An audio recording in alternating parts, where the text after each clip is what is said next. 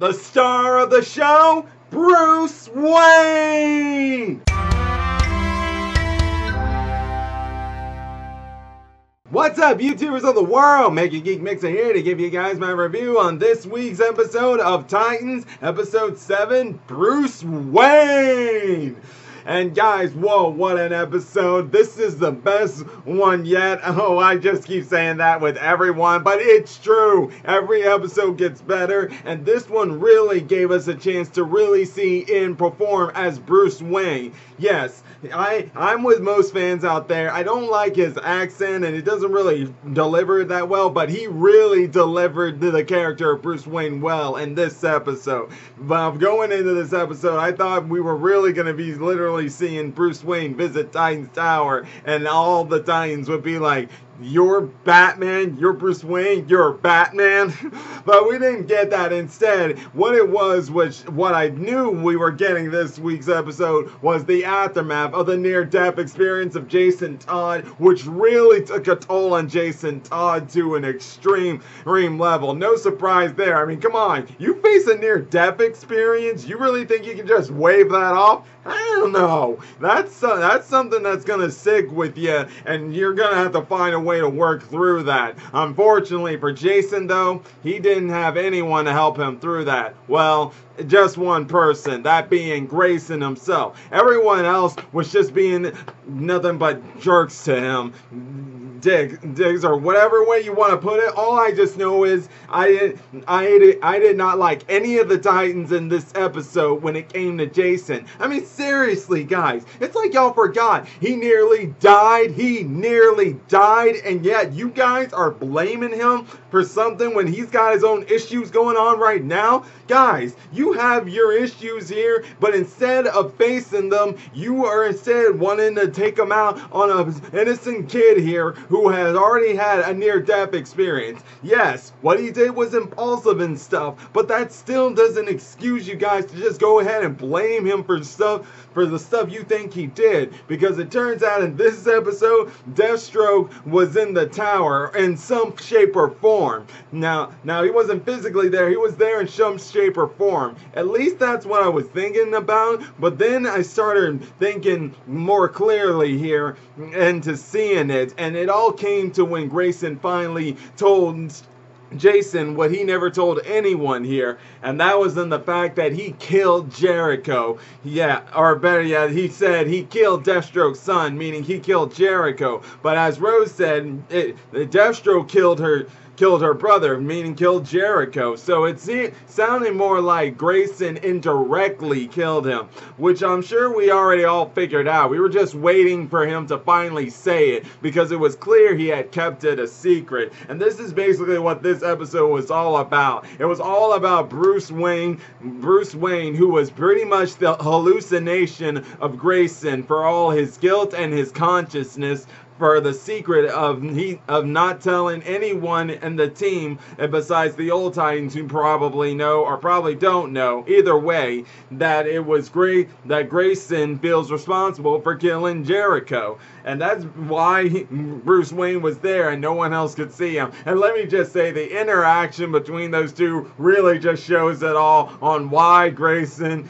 and Bruce Wayne, no matter what, those two are always going to need each other. Whenever Bruce Wayne's in trouble zone, he needs Grayson to pull him out. I mean, sure, he can have people like Tim, Damian, and Jason pull him out in some way or form, but the one to really ever to always be there to help him out of it is Grayson. And the same goes for Grayson, as this episode really showed how much of an influence Bruce Wayne is on him, no matter if it's positive or negative, because that's what was shown here, as in his performance of Bruce Wayne just kept taunting him and taunting him. That was the negative side to their relationship. But that's mostly because when Bruce Wayne as Batman would ever do that in some way, shape, or form to any of his sidekicks, it's because he's trying to make them fess up to their mistakes. And that's basically what that was. Because when he finally got Grayson to finally fess up and release this demon inside of him, boy, did we get an amazing scene of Grayson and showing how he feels so vulnerable and scared about telling the truth. The reason for it is because he feels like it's so hard and that he'll lose everybody. Everybody will lose his trust. Well, let's just say that's going to happen with one, that being Rose herself, who in this episode we saw her get to flirt with Jason, and they both had a little moment there where they kissed and everything. That was pretty much like a homage to the New 52 era, because it was revealed in New 52 they had dated once upon a time in there. But in any case, that aside though, Rose has now found out that because she said that her brother Jericho fell in with the wrong crowd, she found out now that it's the Titans. So I'm not going to be surprised that the next time we see her, she's probably going to work with her father just because she wants revenge for Grayson and the others for causing his death, even if it may have been her father who literally might kill Jericho. So yes, that I can actually see that happening, because yeah, once she found out that Grayson never told her, boy was she pissed as heck. And I'm just like, oh Grayson, your sins have already been revealed, and now they're coming back to impact you. But now no doubt this will all lead into his redemption, because no doubt when Grayson found out about Rose, he found this chance as trying to redeem himself for the horrible mistake he'd made, for the unforgivable sin he committed, as it were.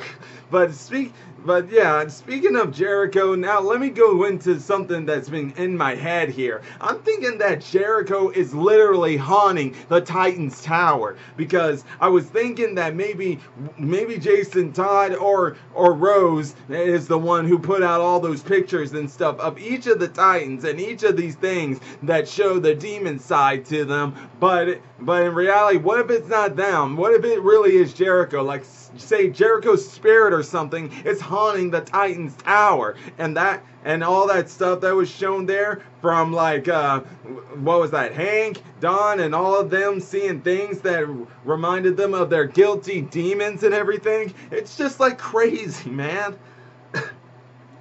I seriously think that, and if it is, it would make sense. I mean, I've read a bit on Jericho back in the comic books to know that his powers can be somewhat of a haunting thing and stuff, so it wouldn't surprise me at all if it went there. But either case, whether it's Jericho, whether it's Jason Todd without him knowing, or whether it's Rose who's being a spy, one thing's for certain is that the Titans really need to step up their game here and just confess to their sins, because the fact that they keep running from it is what's causing this team to crack up.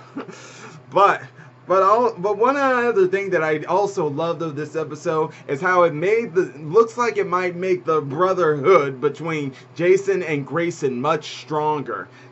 And the reason for that is because, first off, Grayson was not really trying to talk with Jason after his near-death experience, but after the Titans had blamed him for stuff that it wasn't really him, if not him or so, that he was going to actually commit suicide, which first off gave us the real show on why this guy who plays as Jason Todd really knows how to play the character, because it's pretty much what you would see with someone like him.